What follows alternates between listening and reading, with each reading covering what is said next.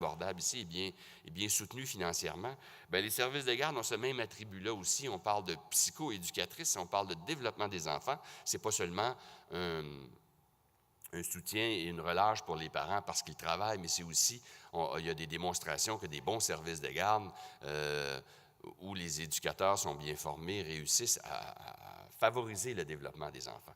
Et quand on arrive à l'école, que ce soit dès la maternelle ou primaire, secondaire, j'ai évoqué tout à l'heure le concept d'école en santé qui déborde la capacité du prof de ce qu'il peut faire dans sa classe, quoiqu'il peut lui-même être une source de loisirs. Je me rappellerai toujours de mon prof d'anglais qui nous chantait des chansons avec évidemment aucune habileté, mais avec beaucoup de plaisir. Et c'est comme ça que j'ai retenu plein de mots anglais. Je me rappelle encore les chansons que nous chantait mon vieux prof d'anglais. Et on aurait plein d'exemples comme ça pour dire que le loisir, le plaisir et l'intégration, y compris dans la classe, font partie de notre développement comme jeunes. Mais ce qui se passe dans le corridor, à la cafétéria, dans le cours d'école, dans la participation des jeunes au comité d'école, des parents et de la communauté, c'est ça une école en santé. Donc, ça transcende le projet éducatif, ce qui se passe dans la classe, pour développer d'autres compétences sociales. Et le concept d'école en santé, soutenu en partenariat éducation et santé, touche maintenant 25 des écoles et on augmente à chaque année pour intégrer cette philosophie-là, y compris celle de la cour du transport actif. Je me suis battu, moi aussi, il y a quelques années, ne serait-ce que pour autoriser les enfants à mettre leur vélo dans la cour d'école. Et c'était toute une histoire parce qu'il fallait presque leur faire signer une décharge. Tout à coup, il arrive un accident. Je pense que ça a bien changé. Comme je suis vieux, ça a bien changé. Mais on avait ces défis-là de faire que nos écoles soient, j'allais dire, plus promoteurs de santé et moins axées sur la sécurité. Un autre concept qui existe aussi, c'est au niveau du travail. Madame Larreau l'a évoqué sur l'aspect du vélo, du transport actif et des douches. Mais il y a une norme qui s'est développée ici maintenant au Québec, une norme ISO sur les entreprises en santé avec laquelle le ministère a collaboré. Il y a actuellement le ministère et 4 établissements de santé qui mettent à l'épreuve cette norme pour avoir un label ISO santé. Évidemment, il y a toute cette notion de transport actif, de douche. Au ministère, je suis le fatigant qui réclame toujours. Il y en a des douches, mais comme on a 2 bureaux, il n'y en a qu'une dans 2. Mon sous-ministre me taquine en disant « C'était pas grave de marcher pour aller dans l'autre bâtiment prendre ta douche, c'est un problème. » Mais ça reste un frein quand la douche n'est pas dans le même bâtiment où tu te déplaces et tu arrives. Et évidemment, les fameux racks à vélo sont aussi une récrimination classique pour, si on veut continuer d'attirer nos employés. Mais donc, le concept d'entreprise en santé est très large. Au-delà de l'activité physique, on doit travailler sur les compétences, les attributs, les capacités de communication pour faire que le lieu de travail est un lieu agréable. Peut-être pas un lieu de loisir, mais presque. Pour améliorer la santé des gens. Donc, on le voit en différents groupes d'âge, en différents milieux. J'ai oublié de parler, évidemment, des programmes chez nos aînés, comme Vie active, qui a été développé par Kino Québec, mais qui travaille sur les mêmes attributs de participation sociale de nos aînés, notamment à l'activité physique. Réal, ça me gêne un peu d'en parler parce que c'est lui l'apôtre de cette question que de ville et village en santé, mais qui est souvent utilisé par d'autres vocables, comment une communauté se développe. Et j'ai suffisamment évoqué tout à l'heure la notion de cohésion sociale, d'entraide, de partage, qui fait qu'une communauté est elle-même en santé. Et donc, ces attributs-là passent beaucoup par la participation aux arts et aux loisirs à l'intérieur d'une communauté. Je termine en disant que tous ces programmes-là doivent avoir un regard, une préoccupation pour nos populations les moins favorisées. Quand on parle de réduction des inégalités au Québec, on a une loi sur la réduction de la pauvreté et l'exclusion sociale. Bien, à l'intérieur des différents programmes loisirs, sport que j'ai évoqués, il faut toujours avoir cette préoccupation-là parce qu'il y a des laissés pour compte. Dans la majorité des statistiques, si on ne s'en préoccupe pas, on voit évidemment qu'il y a une moins grande participation si on ne se préoccupe pas des tarifs, de gratuité, de différentes formes que peuvent prendre les blocages à l'accessibilité à ces différentes activités-là. Alors ça, c'est le deuxième point. Il y a dans plusieurs programmes et politiques publiques. J'ai parlé surtout de celles que je connais en santé publique. Évidemment, vous pourriez en imaginer bien d'autres, mais il faut voir que cette philosophie de prévention, quand on se préoccupe de santé, nous amène dans des milieux, nous amène à faire intervenir les mêmes notions, les notions générales de ce lien entre loisirs et santé. Je vais terminer les quelques minutes qui me restent, une dizaine, n'est-ce pas, Réal? Pour vous dire quelques mots sur un plus récent. programme qui s'appelle Investir pour l'avenir, qui est le plan d'action du gouvernement du Québec sur la promotion des saines habitudes de vie et de prévention des problèmes reliés au poids. Le titre est pointu, mais les actions sont très larges. On pense aux jeunes, mais évidemment, c'est les jeunes et leurs familles, et il y a plein d'actions sociétales larges qui font que, tant sur le côté de la saine alimentation que de la pratique et les dépenses énergétiques en activité physique, vous allez reconnaître plusieurs éléments beaucoup plus larges que seulement la prévention de l'obésité chez les jeunes. C'est souvent un déclencheur, on va le voir dans un des transparents, ça nous prend habituellement une crise, notamment la statistique de l'augmentation de l'obésité qui est planétaire, on parle d'une pandémie. Parce qu'évidemment, tous les pays, et même les pays défavorisés, sont aux prises avec cette dualité d'avoir aussi une augmentation de l'obésité pour toutes sortes de raisons. On y reviendra. Mais je vais donner quelques statistiques et donner quelques éléments de ce programme pour vous montrer qu'à un niveau national, la collaboration, la concertation évoquées dans la présentation précédente sont majeures. Je ne rentrerai pas dans le détail de nos statistiques, mais évidemment, quand on pense à l'obésité, aux habitudes de vie, je ne parlerai pas de tabac non plus. On a un programme spécifique sur la réduction du tabagisme qui passe aussi par des politiques publiques dans les lieux publics, parfois évidemment des interdits, mais je vais surtout parler ici d'activité physique et alimentation. C'est l'objet de ce plan. Donc, nos jeunes garçons et filles consomment insuffisamment des fruits et des légumes et n'atteignent pas le niveau recommandé d'activité physique, ni même la marche comme moyen de transport. Vous voyez que les chiffres, ceux qui le font, les chiffres dans les 12 à 17 ans de l'enquête sociale canadienne de 2003 sont très insuffisants chez les jeunes. On ne parle pas de vieux croulants comme moi, mais de plus jeunes. Chez les 18 ans et plus, la consommation de fruits et de légumes chez les hommes et les femmes, vous voyez qu'en moyenne, on est à 44 ceux qui atteignent le niveau de pratique d'activité physique est aussi très faible. Et ceux qui utilisent la marche comme moyen de transport 1 heure et plus par semaine n'est qu'à 45 Chez les plus petits, évidemment, au niveau des groupes alimentaires, on a aussi des niveaux de consommation insuffisants tous les jours, alors qu'ils vont prendre des boissons à saveur de fruits, des boissons gazeuses ou des boissons énergétiques. Alors, il y a du travail à faire sur ces différents déterminants. J'irai un petit peu plus rapidement sur la notion d'alimentation, quoiqu'il y a là aussi l'importance du plaisir dans l'alimentation, mais je vais surtout prendre, à travers ces différents transparents, les exemples sur l'activité physique. Alors, vous avez encore des statistiques qui nous montrent qu'on a beaucoup de travail à faire pour améliorer les habitudes alimentaires chez les jeunes. J'ai évoqué la notion de pandémie ou d'épidémie. Évidemment, la conséquence là-dessus, et ça donne évidemment des problèmes de poids et donc de santé, diabète, maladies cardiovasculaires, c'est qu'on a, et c'est en augmentation, ici comme ailleurs, 35 des adultes de 18 ans et plus qui ont de l'embonpoint et 22 qui ont de l'obésité quand on prend les indices de masse corporelle, que je ne décrirai pas, mais qui est un concept bien connu. Alors que chez les enfants, 1 sur 5 accuse un excès de poids chez les 2 à 17 ans. Les chiffres sont plus petits, mais évidemment, comme ça augmente avec l'âge, tout ça a eu une grande augmentation. Par exemple, l'excès de poids a augmenté de 50 seulement en 10 ans. Alors ça, c'est des données mesurées lors d'enquêtes. Un exemple classique en médecine, évidemment, le diabète de type 2, qui est le diabète de l'adulte associé à la prise de poids, notamment aux États-Unis, qui nous précède, mais on est à peu près sur la même courbe d'augmentation que les Américains, même si on n'a pas encore atteint leur volume. Le diabète de type 2 a augmenté de 60 en 10 ans aux États-Unis. Et d'ailleurs, ce diabète de type 2 se retrouve maintenant chez les jeunes enfants. Alors, tout ça donne, pour ceux qui ont fait des estimés et des mesures, des coûts majeurs pour les services nationaux de santé. Alors, quand on regarde différents facteurs de risque qui peuvent être diminués par de l'activité physique, notamment, que ce soit l'hypertension, même le tabagisme, les consommations de fruits et légumes, obésité. Donc, il y a 18 qui avaient au moins 3 de ces facteurs de risque dans les enquêtes ici. Alors, on avait les éléments nécessaires à un mouvement social, la notion, la construction de crise, qui devenait une opportunité pour relancer un plan avec des actions, tant au niveau de l'alimentation et de l'activité physique, parce qu'avec les chiffres que je viens de donner, on a des victimes et les gens, notamment par des activités de promotion, mais les gens réclament des activités, un changement social, pas seulement sur le tabac, qui avait précédé, je dirais, notre plan gouvernemental sur alimentation et activité physique, mais c'était très réclamé. Alors, on avait donc les éléments nécessaires au mouvement social, je vais aller plus rapidement là-dessus, et à partir d'une opportunité, je dirais qu'il y avait un mouvement d'appui au gouvernement en 2004 et qui est allé faire des forums, un mouvement d'appui qui n'était pas suffisamment fort. Le gouvernement a choisi de faire des forums pour entendre les citoyens. Et plus de la moitié des messages qui ont été entendus dans toutes les régions du Québec concernaient des demandes pour des actions de prévention.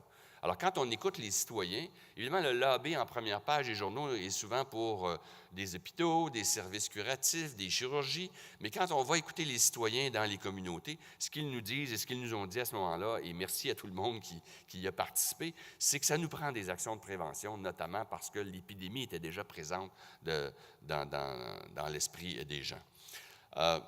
Un autre argument, évidemment, pour dire qu'on pouvait se mobiliser socialement, c'est le fait que vous avez dans les dépenses du gouvernement provincial, évidemment, on a 2 niveaux de gouvernement, mais la santé étant de niveau provincial, comme l'éducation d'ailleurs, vous regardez dans tout le budget de l'État québécois, en rouge, que la santé et services sociaux occupent 44 des dépenses gouvernementales, et c'est constamment en augmentation.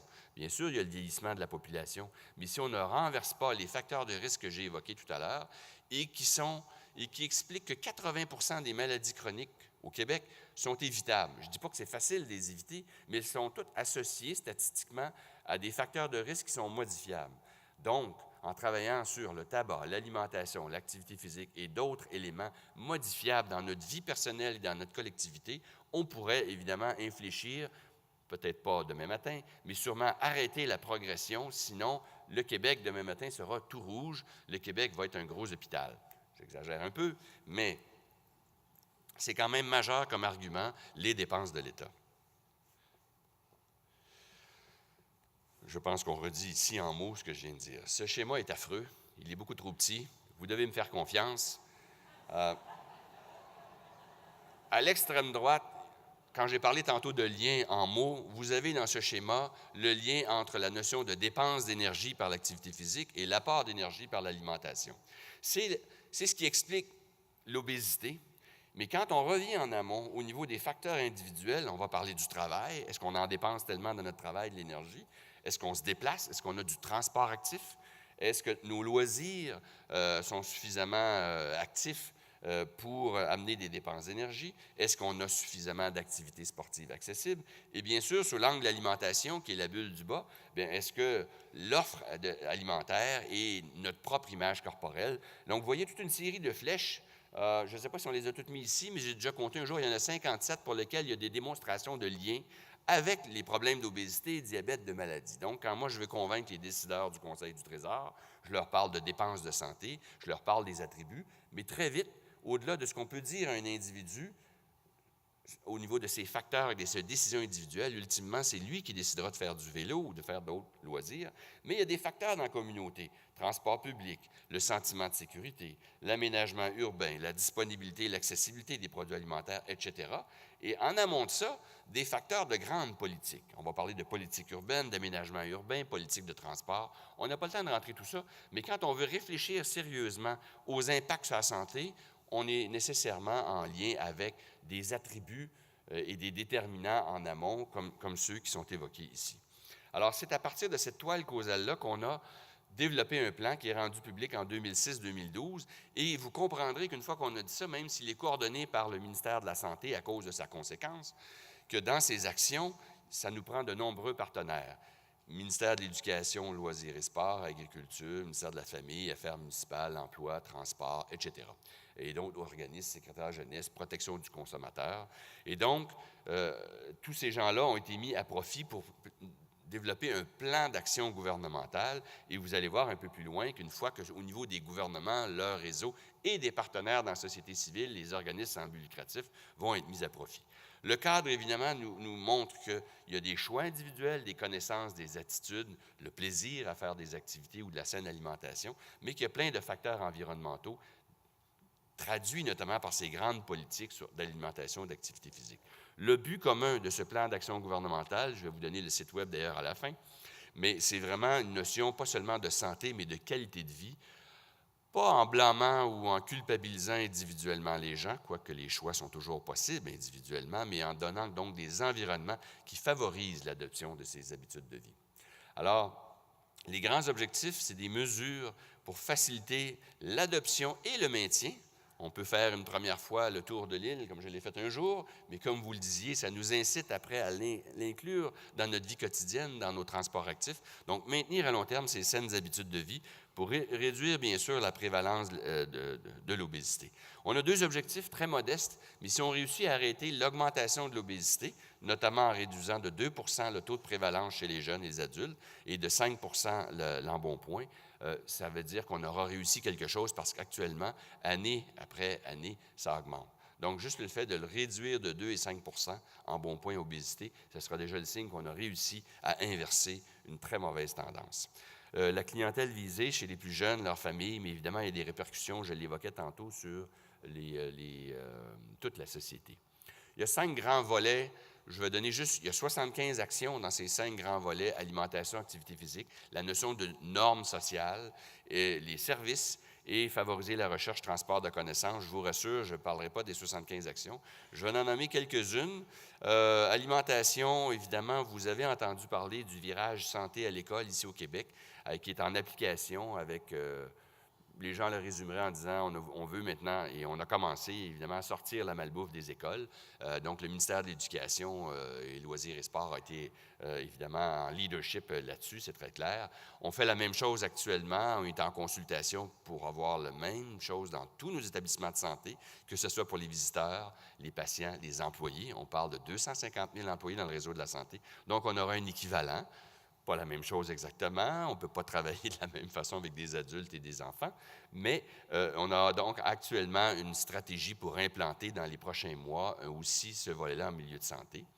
On élabore actuellement avec le MAPAC et d'autres collaborateurs une politique plus large en nutrition et alimentation, pas seulement pour l'obésité des jeunes, mais l'alimentation étant majeure pour la santé des gens. On veut élargir ce concept de saine alimentation au-delà seulement de ce problème bien décrit de l'obésité. Et un autre exemple, évidemment, c'est au niveau de la formation. Au niveau du deuxième axe, l'activité physique, sur les, je crois qu'il y a 26 ou quelques actions nommées et qui est sous la responsabilité de divers ministères, bien, il y a quelques exemples connus. Évidemment, les cours d'école et les écoles n'ont pas attendu ce plan d'action pour le faire. Moi-même, je parlais tantôt de l'école de mes enfants. Il y a 10-15 ans, on a travaillé avec notre fondation d'école à améliorer, rendre notre cours d'école plus attirante. Mais il y a donc des actions pour aller plus vite. Plusieurs des actions qui sont là, on est dans un train qui roule, qui marche déjà. Il y avait déjà des programmes qui existaient, mais il faut, de toute évidence, faire plus et mieux, parce que quand on regarde les statistiques que j'ai évoquées tantôt, même si nous avions de ces programmes-là, on n'est pas en train de gagner la bataille, on est en train de voir une continuation, une augmentation de l'obésité chez nos jeunes et dans la population. Alors, malgré tout ce qu'on fait, de toute évidence, il y a de l'accélération à mettre dans différents programmes qui existaient déjà. Même chose au niveau municipal, pour des politiques familiales municipales qui, évidemment, font participer la famille, pas seulement l'enfant dans une activité d'un côté, peut-être le parent de l'autre, mais d'inclure des activités qui permettent la conciliation de la vie familiale, des loisirs et du travail. Bien sûr, il y a aussi un programme d'accessibilité des infrastructures sportives avec du financement. Il y a un fonds qui a été créé, qui est sous la responsabilité du ministère de l'Éducation, Loisirs et Sports. Le ministère des Affaires municipales, avec les villes et les plans d'aménagement urbain, évidemment, veut favoriser et augmenter encore cette notion du transport actif par vélo et par d'autres moyens. Et le ministère des Transports travaille évidemment à l'implantation de sa politique du transport collectif avec des incitatifs au transport en commun. On pourrait faire plus encore là-dessus. Évidemment, il y a beaucoup de sous dans le transport en commun. Je ne suis pas sûr qu'on soutient financièrement nos populations suffisamment, mais une fois que j'ai dit ça, je ne suis pas le premier ministre. Je paye des taxes et les gens veulent habituellement qu'on limite, mais il faut faire des choix. Et si c'est vrai que ça a tellement d'impact sur la santé, qui elle-même coûte 44 de notre budget, si on veut, de façon raisonnable, infléchir l'augmentation de ces dépenses dans nos budgets de santé, dans toutes les nations, pas seulement au Québec, mais je pense qu'il faut notamment être plus généreux sur nos politiques de transport en commun. Et évidemment, Mme Lareau a parlé beaucoup de la politique vélo, route verte, beaucoup mieux que je pourrais le faire. Oups, je pense que je suis allé trop loin. Je vais aller, puisqu'il me reste plus de temps, je vais passer par-dessus les axes, les autres axes du plan d'action gouvernemental sur les normes sociales. On évoquait sur le transparent, sur lequel j'ai passé par-dessus, toute une série de campagnes sur la consommation de fruits et légumes. Demain, c'est la journée je l'appelle toujours la journée de la bottine, M. Maillotte ne sera pas content, mais c'est la journée internationale sur la loisir, non, l'activité physique. Et bon, je l'ai réussi à l'écorcher. Je vais l'appeler la journée de la bottine. Alors, et samedi, on parlera plus largement à la population québécoise d'un nouveau slogan, d'un nouvel outil sur le plan d'action gouvernementale. Dans ce cas-là, on se retrouvera dans un marché d'alimentation pour montrer un peu plus l'autre côté de la médaille que celui de l'activité physique. Il y a des conditions de réussite majeures, on n'a pas le temps d'en parler, des défis, mais c'est clair que vous avez vu la collaboration au niveau national de plusieurs ministères. Mais il faut bien sûr, dans la société civile et à l'échelle d'une ville, d'un quartier, faire ce même genre de concertation, collaboration, en faisant participer plusieurs acteurs. Je termine sur 2 acétates. Pour soutenir ça, il y a un plan d'action gouvernemental, il y a les fonctionnaires, il y a les réseaux, que ce soit de l'éducation, santé, transport, etc. Mais il faut aussi financer et mobiliser les communautés. Elles le sont déjà mobilisées, mais l'argent étant le nerf de la guerre. Au Québec, notamment grâce à une fondation privée qui a choisi de faire la prévention son cheval de bataille. Beaucoup de fondations choisissent de soutenir des services, de la recherche, du développement de technologies, mais la Fondation Chagnon, Lucie et André Chagnon, a choisi d'investir dans la promotion de saines habitudes de vie et la réussite scolaire, donc des attributs de développement, des déterminants de la santé en amont d'une société en santé. Alors, le défi que lançait la Fondation Chagnon, c'était de mettre autant de dollars que le gouvernement mettrait. On a donc créé, grâce, et je dois le dire, ça aide quand on a une petite impulsion de 20 millions de dollars, un fonds de 40 millions de dollars par année pendant 10 ans. On parle de 400 millions. Et vous avez là-dessus, sur le prochain schéma, qui a l'air aussi complexe que celui que j'ai évoqué tout à l'heure, mais il résume un peu ce qu'on fait avec ces 40 millions de dollars-là. Il y a un site web où vous trouvez les critères d'admissibilité des organismes pour sélectionner des projets. Ce n'est pas des projets pour les ministères que j'ai évoqués, mais pour la société civile. D'ailleurs, Mme Larault ne l'a pas évoqué tantôt, mais c'est un des organismes qui, nonobstant les différents financements qu'il y avait déjà, a fait une proposition au fond. Oh, c'est une vraie pizza. Mais retenez qu'à votre gauche, dans les couleurs de jaune et de ocre, il y a le plan d'action avec sa mise en œuvre qui implique les 7 ministères et qui se traduit aussi au niveau régional par des organismes qui font de la concertation au niveau régional. Mais pour atterrir au niveau local, notamment, là, il y a des sous.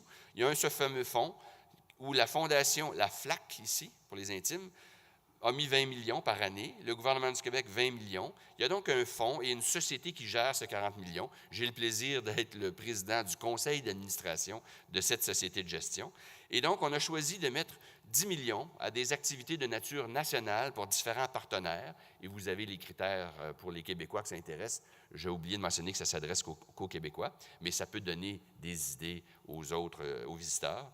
Donc, les partenaires éligibles, ce sont des organismes communautaires, associations, des non-gouvernementaux. Et il y a donc un 10 millions par année pendant 10 ans. Donc, on parle de 100 millions pour des activités de promotion, non seulement sur l'activité physique, loisir, mais aussi sur la saine alimentation. Et il y a un autre 30 millions qui est réservé pour les communautés locales via un programme que nous avions déjà au Québec, toujours en collaboration avec la Fondation, qui s'appelle Québec en forme. Il y avait déjà 8 millions, on en rajoute 30. On est rendu donc à 38 millions pour des projets de mobilisation des communautés avec un élément d'accentuation dans les populations les plus défavorisées, ce qui revient aux déterminants que j'évoquais tout à l'heure. Donc, je termine là-dessus. Il y a donc un outil et un levier au-delà des actions que peuvent mener les politiques publiques qui sont dans les mains de chacun des ministères et de leur réseau.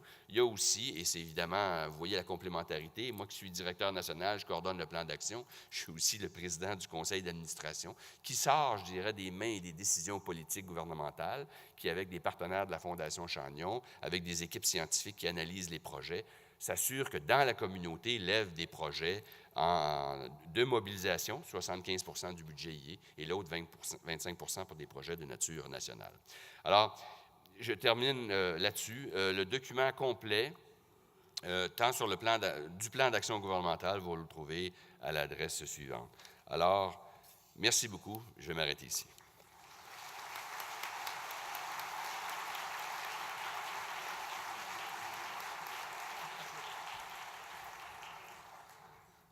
Merci beaucoup, boss. Alors, il nous reste environ 20 minutes. Alain faisait allusion d'une façon importante au cours de sa présentation aux inégalités sociales et à l'accès à la santé, mais également à l'accès au loisir pour les groupes qui sont défavorisés socio-économiquement. Madame la docteure Stumbo devait nous parler d'ailleurs des liens entre le loisir et les incapacités physiques. Nous avons découvert un autre professeur américain qui fait partie des participants et qui va pouvoir venir nous dire un petit mot autour de questions similaires. Je vais demander, puisqu'on n'a pas eu le temps de le faire avant, à M. André Thibault de l'Université du Québec à Trois-Rivières de venir vous présenter ce conférencier qui sera avec nous pour les minutes qui restent dans la session.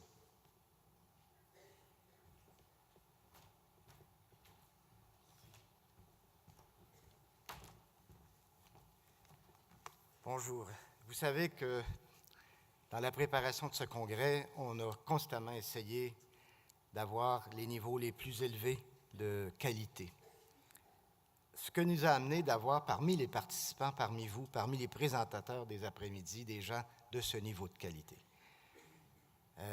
That's why we found this morning, and he accepted with grace and sense of belonging to this Congress to address you. As Mr. Lacombe said, we've been speaking since now about how leisure prevents disease, but leisure can also help restore health. That's the question Dr. David Compton will address. Dr. Compton is a newly appointed department head of Indiana Recreation and Park and Tourism Study Department. He formerly was at Utah University as a full professor and former dean of College of Health, and served as full professor in health promotion and education, as well as physical medicine and rehabilitation. You can see how high level is this speaker. And Dr. Compton is now the newly appointed chair of the commission, the Well Leisure Commission on Health Promotion and Disease Prevention. You will be able to meet him. He will chair this commission at the end of the morning. So let me present you Dr. David Compton.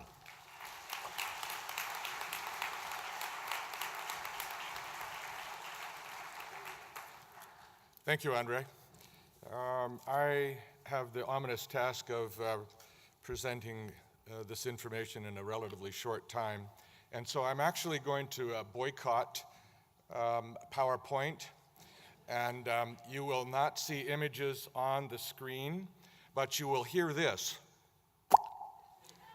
And in your mind, if you can imagine what might be on the screen, that will be sufficient. We can regain health and restore health through leisure, and the opportunity that lies before us may be as prominent today as it has ever been. There are amongst our communities individuals with disabilities, with functional limitations and chronic health conditions who often are not engaged, nor are they provided opportunities to engage in physical activity, in sport, in leisure, or other cultural pursuits. It is these populations that we must begin